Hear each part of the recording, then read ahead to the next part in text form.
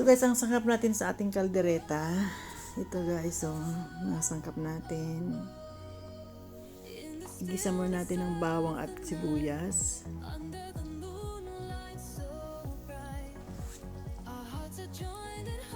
Ito ang manok na gagamitin natin guys. Pinatulo ko na yan.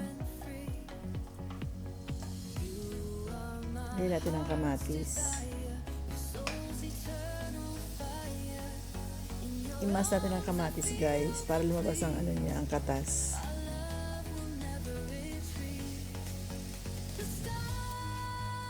Lagyan natin ang manok.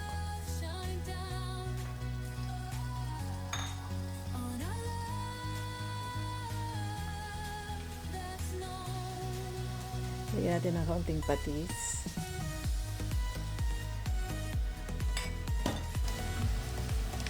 Lagyan natin ang paminta. Pamintang durog yan guys. Asin. Kasi may kaunting patis sa kaunting asin na lang ilalagay natin. Then kung kulang mamaya, add lang natin ulit.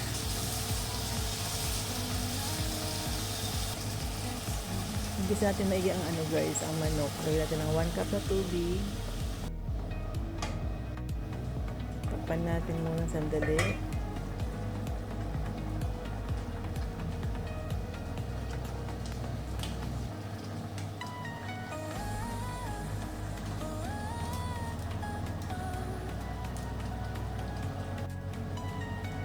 Lagyan natin ng caldereta flavoring.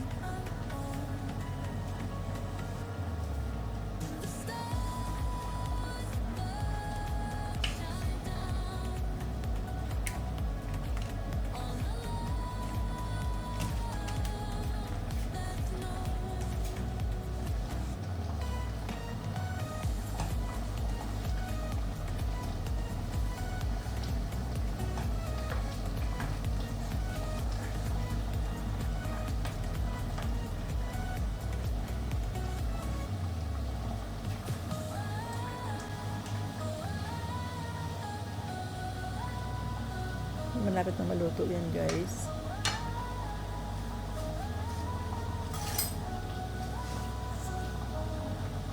Tikman natin kung okay na yung lasa. Kung matabang pa, dahil konting salt. Add natin konting salt kasi medyo matabang.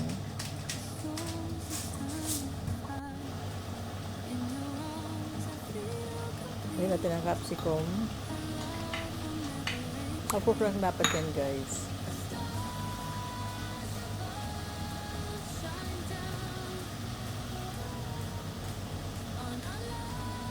Okay, done cooking na ako guys. Thank you for watching my vlog.